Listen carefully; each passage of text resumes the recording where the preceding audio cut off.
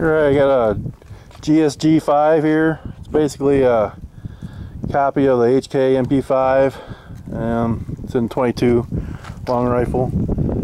I got the, I don't know if you can see it, first anniversary GSG. That's why it's got a silver top on there. So I'm gonna give that one a try. It's got a fake suppressor on the end. It's kind of neat looking.